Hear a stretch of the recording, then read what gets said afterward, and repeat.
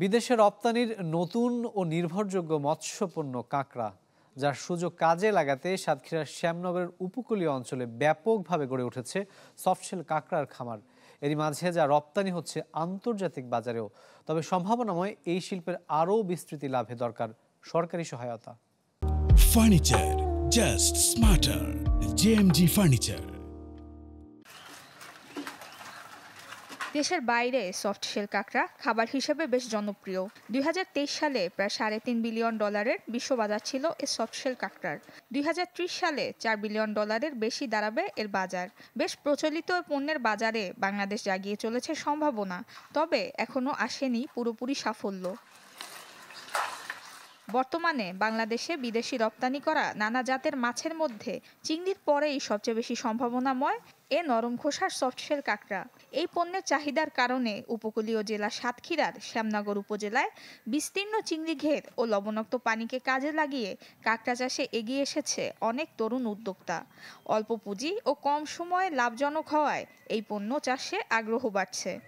এই কাঁকড়াটা বিদেশি মার্কেট অনেক বেশি, অনেক বড় মার্কেট। এখান থেকে প্রচুর পরিমাণে অর্থ উপার্জন হচ্ছে। আমরা যে প্রজেক্টে থাকি এখানে 20 থেকে 25 জন কর্মচারী আছে, এদের সংসার এর উপর থেকে চলে। কিছু এনজিও থেকে লোন পাই আমরা, সরকারিভাবে কোনো অল্প সুদ ব্যাংক ঋণ বা সরকার থেকে কোনো লোন আমরা পাই না। সরকারের আরও বেশি সহযোগিতা দরকার, যে এটা হ্যাচারির মাধ্যমে উৎপাদন করে যেন আমরা এই খাঁচা এখানে সফটশেল করতে পারি। ইতিমধ্যেই বেসরকারি প্রতিষ্ঠান ও রপ্তানিকারকরা নিয়মিত শ্যামনগর থেকে কাঁকড়া সংগ্রহ করছেন। রপ্তানি হচ্ছে ইউরোপ, যুক্তরাষ্ট্র, চীন, মালয়েশিয়া এবং সিঙ্গাপুরে। তবে নেই তেমন সরকারি তৎপরতা।